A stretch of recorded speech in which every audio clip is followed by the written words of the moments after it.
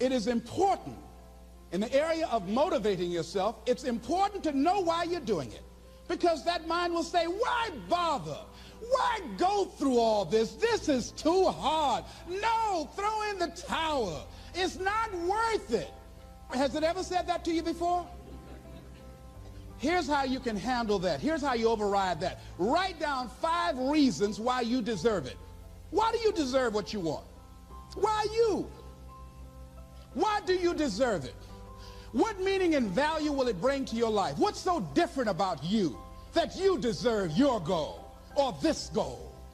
And when you write down those 5 reasons, when you have some down moments, and you're going to have them, when that conversation starts talking to you, and it's going to talk to you, what you will do is you can pull that out and read it, and it will build you up.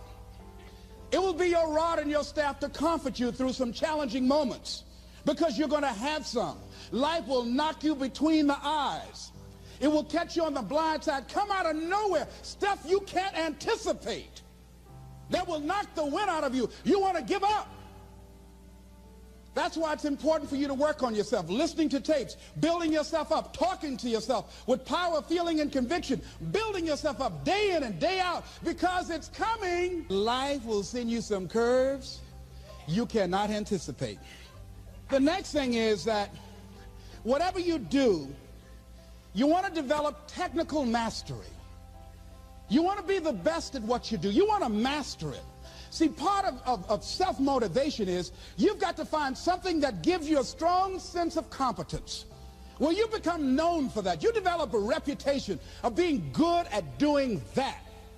You set some high personal standards for yourself. You're not competing with anybody else. You're just unfolding yourself to be the best person that you could be.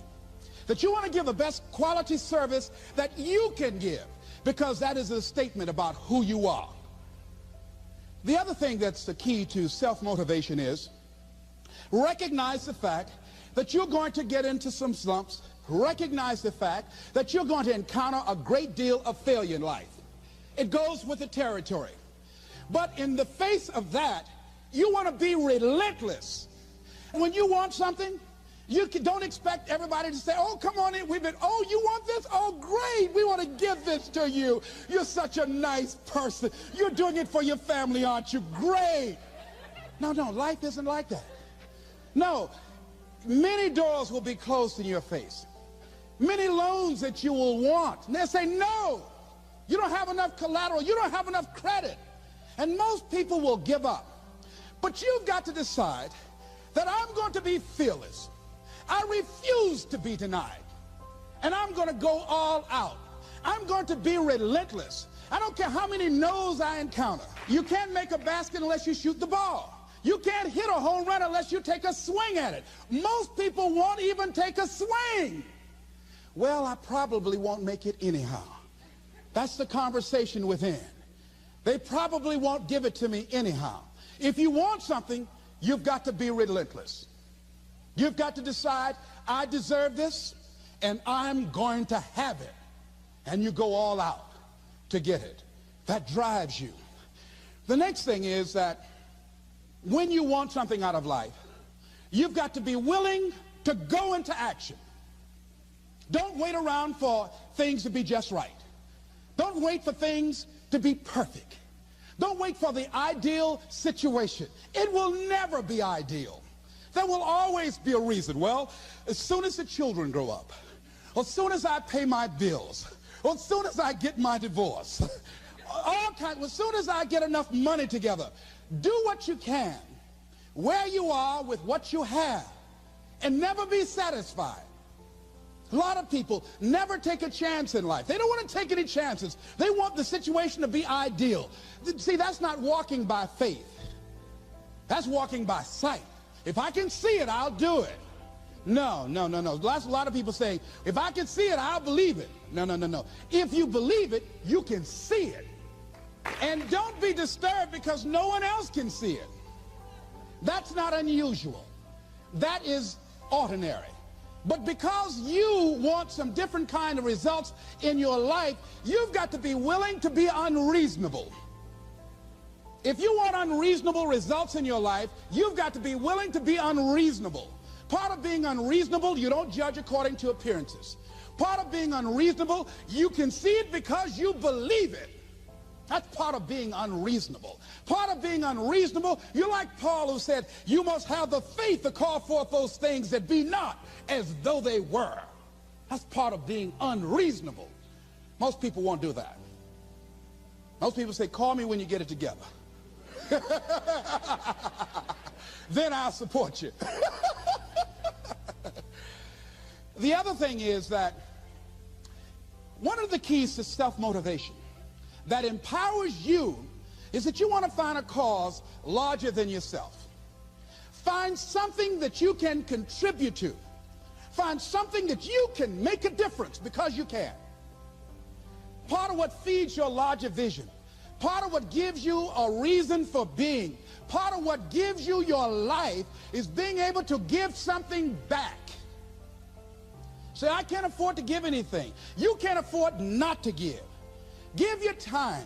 Give your talent. If it's nothing, just to go over there and lick envelopes. I don't know exactly what I'm going to do, but I'm going over there. It's part of my tithing in the universe. Once you develop that special sense of mission, and that's what you develop when you're part of a larger cause than yourself, it drives you. You don't need an alarm clock to get up in the morning. You have special power. You'll go places and folk will like to be around you. They will know there's something different about you. When you go in, they'll say, hey, that's somebody important. I want to know who you are. I just want to be near you. That energy that you have, that consciousness that you will embody will affect everybody around you. The next thing is that you want to create a home court advantage for yourself. You've got to be aware of who you have around you. So you want to be selective. Have friends that will enable you to grow. I have friends that help me to grow spiritually. These are my spiritual friends. I talk spiritual stuff with them. I have some other friends who are just intellectual friends. They make me grow intellectually. They make me stretch. I have some professional friends. I'm a member of the National Speakers Association. I get together with other speakers and we learn from each other and we grow from each other. I have other friends who are just social friends. All we do is just socialize together. We'll look at a basketball game together or go out dancing, but that's all we can do. We don't talk anything serious, nothing spiritual, nothing intellectual. That's not that kind of relationship. Nothing heavy up in here. Have other friends, we walk together. That's all we can do, walk together. Talk about we're going to lose weight one day by and by for good, all right? That's all we do. Nothing else. So, according to the relationships that you develop, we grow from people and projects. And the relationships that you develop can enhance and can enrich your life, or they can drain you. I know many talented people who had a great deal of potential, but because they didn't surround themselves with other people that will inspire them to transcend themselves, they never realize their greatness, and they will end up going to their grave with all their good stuff still in them. So you want to look at your relationships, the people that you're involved with, the people that you communicate with most often, and you want to ask yourself the question, what am I becoming because of this relationship? Does it inspire me? Am I motivated? Am I encouraged? Am I driven to develop myself? Am I seeking my own greatness? What kind of person am I becoming because of this relationship? Am I becoming more cynical and negative about life? Ask yourself that. The next thing is, you've got to say yes to your life. You've got to say yes. Yes to my dreams. Yes to me. Yes, I can make it. Yes, I can. Doesn't matter how many failures I've made. Doesn't matter how many mistakes I've endured. Doesn't matter about my defeats. Doesn't matter about what I've done. Yes, yes. I don't care about the fact I'm in a hole now. Doesn't matter about where I am. Yes. The last chapter to my life has not been written yet. If you judge me now, you'll judge me prematurely. I haven't exposed all my stuff yet. I'm still in the process of transforming my life. I'm still in the process of becoming. Yes. I had somebody in my life at one time told me, you'll never make it. And I said, I'll show you. And what energized me, what motivated me was something that Frank Sinatra said. He said, the best revenge is massive success. So say yes. Stand up for your dreams. Stand up for what you want in your life. Decide that your life is so meaningful to you, that you love you and you love life so much that you're going to stand up for something you want. I used to have a saying when I was on the radio, stand up for what you believe in, because you can fall for anything. So what I say to you this evening, that you are powerful. You have miracle working power in your life right now. But you've got to work on yourself. You've got to develop yourself. You've got to talk to yourself day in and day out, selling yourself on you and on your potentials. And you've got to know that you are worth all of your effort.